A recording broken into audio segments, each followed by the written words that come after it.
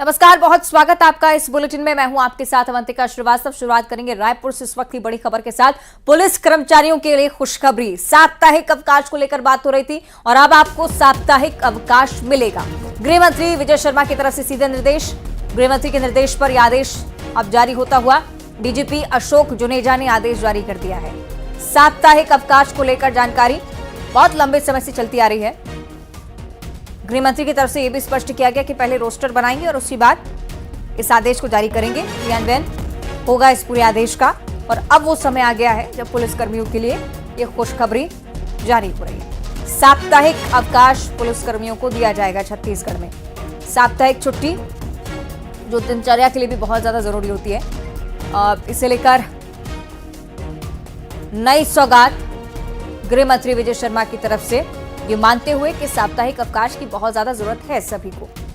दिनचर्या के कामों के लिए भी कुछ महत्वपूर्ण काम अगर आपको निपटाने हैं तब आपके लिए एक छुट्टी होना जरूर बहुत ज्यादा जरूरी हो जाता है। पुलिसकर्मियों को अब छुट्टी दी जाएगी। गृह मंत्री के निर्देश पर आदेश जारी हो गए हैं। डीजीपी अशोक जुनेजा भी ऑफिशियली इस बात की जानकारी दे चुके हैं कि आदेश आया है गृह मंत्री की तरफ से। साप्ताहिक अवकाश मिलेगा पुलिसकर्मियों को। बड़ी सौगात। सीधे आपको लिए चलेंगे सहयोगी युगल तिवारी के पास, हमारे साथ लाइव जुड़े हुए हैं। युगल, बड़ी जानकारी और बड़ी खुशखबरी के तौर पर देखा जा रहा है, पुलिसकर्मियों को साप्ताहिक अवकाश मिलेगा।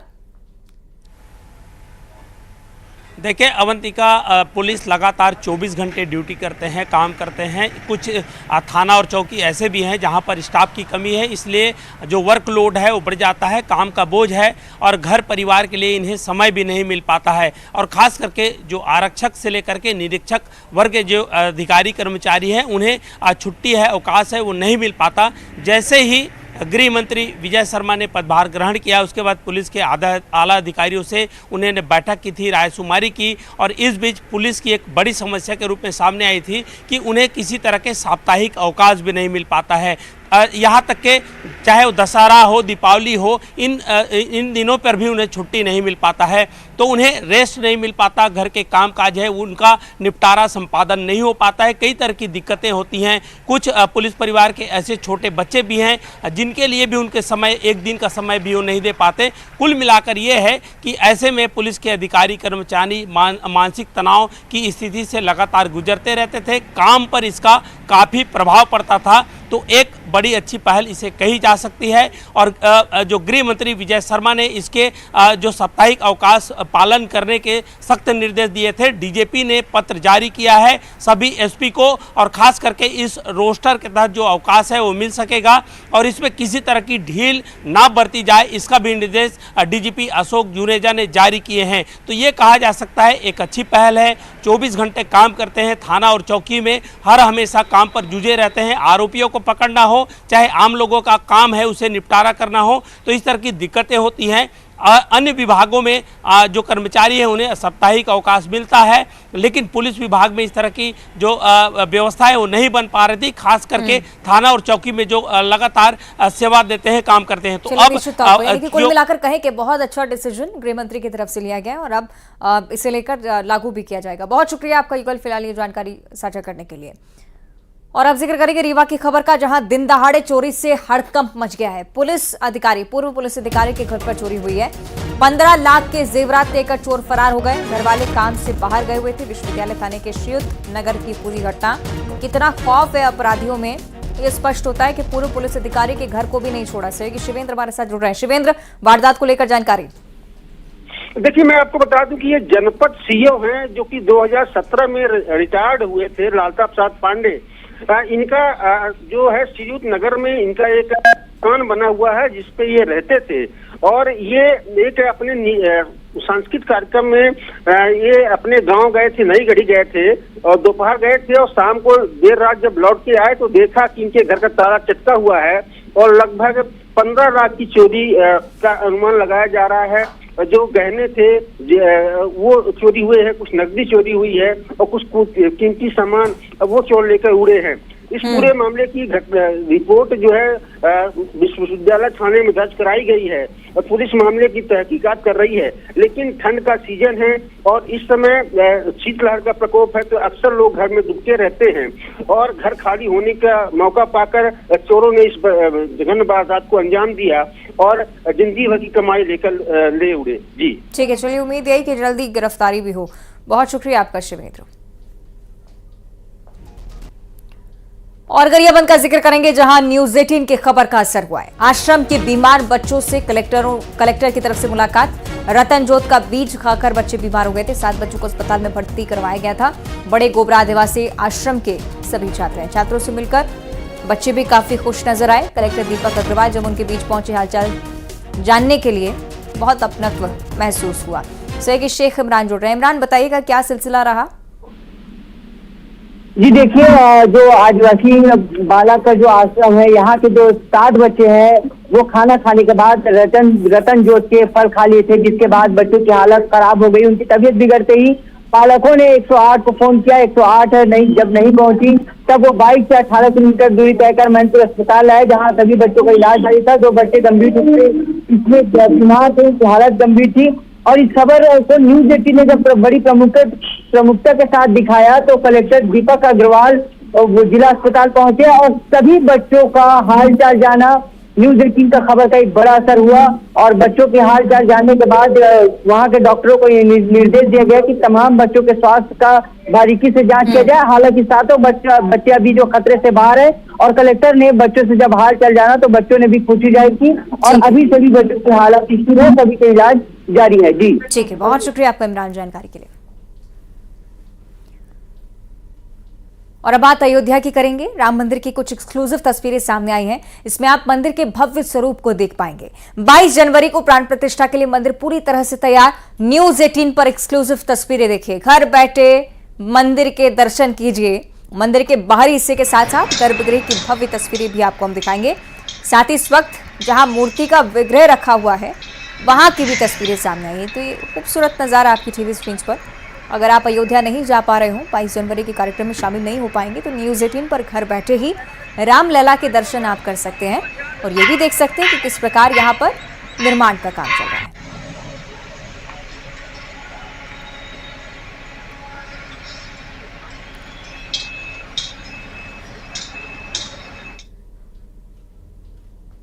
और अब बात करेंगे शिवपुरी के, जहां एक बड़ा हादसा टल गया। दुकानों में बेकाबू ट्रक घुस गया।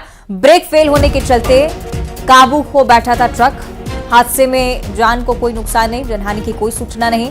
दुकान में कोई मौजूद नहीं था उस वक्त, नहीं तो एक बड़ा हादसा हो जाता, ये जरूर कहा जा रहा है। तस्वीरें आपकी टीवी स्क्रीन पर। ब्रेक फेल हुआ ट्रक का, अनियंत्रित होकर दुकान में जा घुसा। मौजूदगी किसी की नहीं थी वहां पर, इसलिए जनहानि को लेकर सूचना नहीं। बड़ा हादसा होते होते टल गया। शिवपुरी की तस्वीरें हम आपको दिखा रहे हैं। आसपास अफरा तफरी मची। ड्राइवर को बुलाया गया, पूछा गया कि आखिर क्या परेशानी रही, तो उसकी तरफ से बताया गया कि ब्रेक फेल हो गया था। ड्राइवर नियंत्रण खो बैठा था ट्रक से और उसके बाद ये ट्रक दुकान में जा घुसा।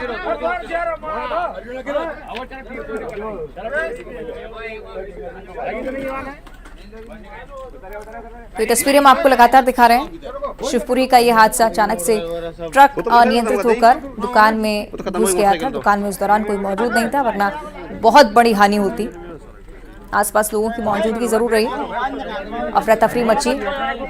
हादसे की सूचना पाकर फौरन दुकान का मालिक भी पहुंचा, उसकी दुकान को भी नुकसान हुआ है। तस्वीरें आपको हम लगातार दिखा रहे हैं, लेकिन अच्छी बात यह है कि जनहानि को लेकर सूचना।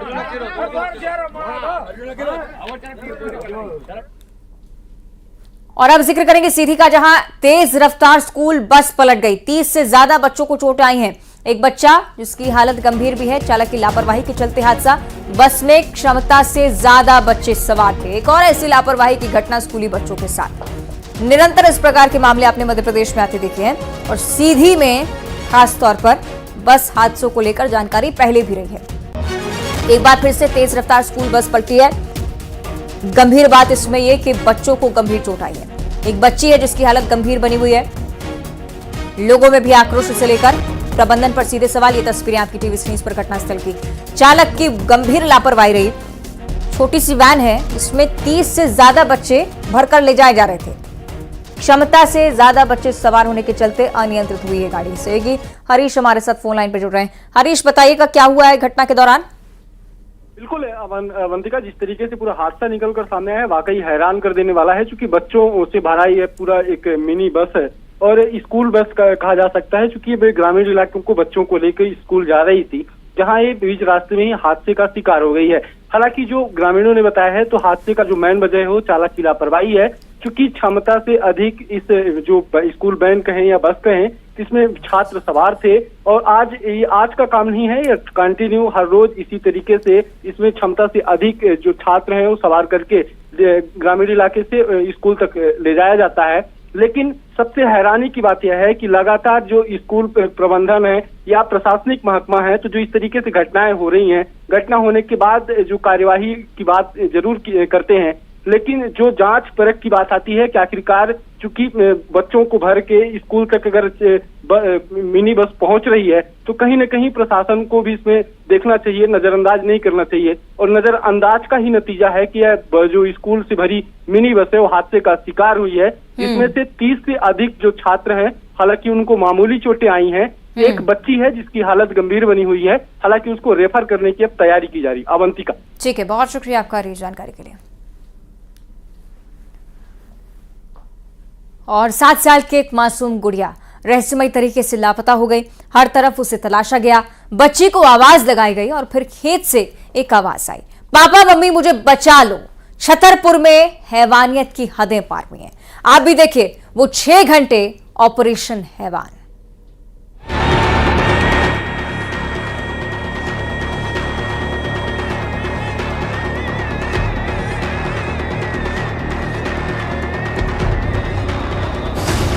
बेटी की तलाश, गुड़िया की आई आवाज।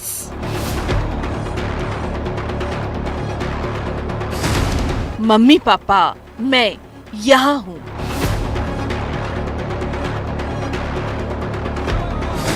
खेत में सिसकती मासूमियत,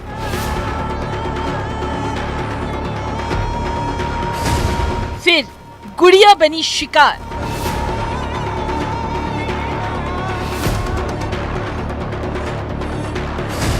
हैवान घर में आया, बच्ची को ले गया।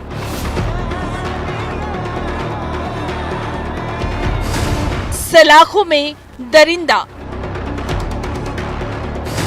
6 घंटे ऑपरेशन शैतान। पहले गुड़िया की तलाश और फिर उसके गुनहगार के लिए पुलिस का सर्चिंग ऑपरेशन। छतरपुर से करीब 25 किलोमीटर दूर एक गांव में बेहाल परिवार वाले अपनी 7 साल की मासूम गुड़िया को तलाश रहे थे, जिन्हें क्या पता था खेत से काम करके घर लौटेंगे तो बच्ची नहीं मिलेगी। परिवार को लगा कहीं ऐसा तो नहीं बच्ची आस पड़ोस में खेलने चली गई, लेकिन गांव में तलाश करने के बाद भी गुड़िया का सुराग नहीं लगा। वो गुड़िया तो एक खेत में सहमी हुई थी, डरी हुई थी, जिसे अपनों की आवाज सुनाई दी और उसने डरते हुए आवाज लगाई, मम्मी पापा मैं यहाँ हूँ।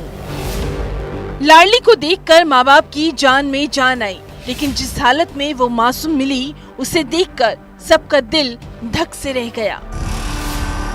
खून से लथपथ थी वो चिरैया जो 45 साल के उस शैतान अंकल की हैवानियत का शिकार बनी। नाबालिग बच्ची के गायब होने की सूचना प्राप्त हुई थी। शाम के समय बच्ची खेत से दस्तयाब हुई, जिसे तत्काल उपचार हेतु जिला अस्पताल में भर्ती कराया गया। वो अंकल जिसे पता चला बच्ची के घर वाले खेत पर काम कर रहे हैं, बच्ची घर पर अकेली है और वो घर गया, बच्ची को बहला फुसला कर अपने साथ ले गया।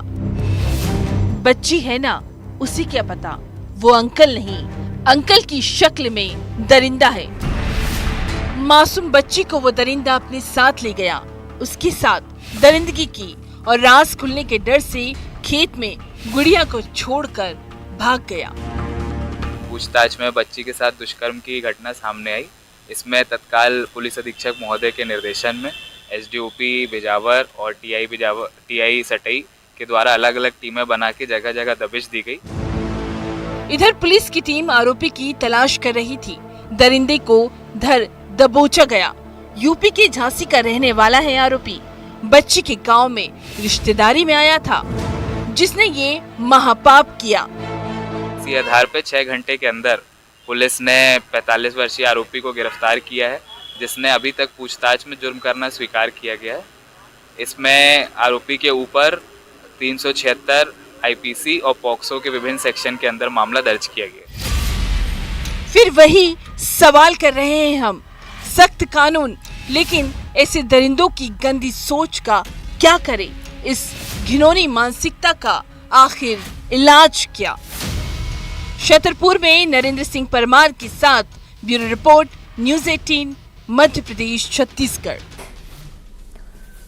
और इस बीच एक बड़ी जानकारी कोरबा से, जहां बदमाशों ने पेट्रोल पंप पर लूटपाट की है। चाकू की नोक पर युवक से लूटपाट का प्रयास और उसके बाद इस वारदात को अंजाम देकर बदमाश यहां से फरार हो गए। बदमाशों ने शराब के नशे में युवक से मारपीट भी की। वारदात की तस्वीरें पास ही लगे सीसीटीवी कैमरे में कैद। बालको नगर थाना क्षेत्र का पूरा मामला। बड़ी जानकारी साझा कर रहे हैं कोरबा से एक और आपराधिक घटना। तस्वीरें आपकी टीवी स्क्रीन पर। बदमाश यहां पहुंचते हैं, पेट्रोल पंप पर लूटपाट की वारदात और उसके बाद चाकू की नोक दिखाकर शराब के नशे में युवक से मारपीट की। वारदात की तस्वीरें सीसीटीवी कैमरे में कैद। इन्हीं के आधार पर तलाश जो है अपराधियों की लगातार की जा रही है। बालको नगर थाना क्षेत्र है जहां की पूरी घटना सीसीटीवी कैमरे में कैद। तस्वीरें पेट्रोल पंप की आपकी टीवी स्क्रीन पर, जहां बदमाश पहुंचे, लूटपाट की वारदात को अंजाम दिया, उसके बाद मारपीट भी कर्मचारी के साथ की। शराब के नशे में बदमाश यहां पहुंचे। पुलिस पेट्रोलिंग पर भी सवाल। और अगर व्यस्ततम इलाका इस शहर का ये है, कैसे इतनी बड़ी वारदात को सरेआम कोई अंजाम देकर निकल सकता है, ये एक सवाल।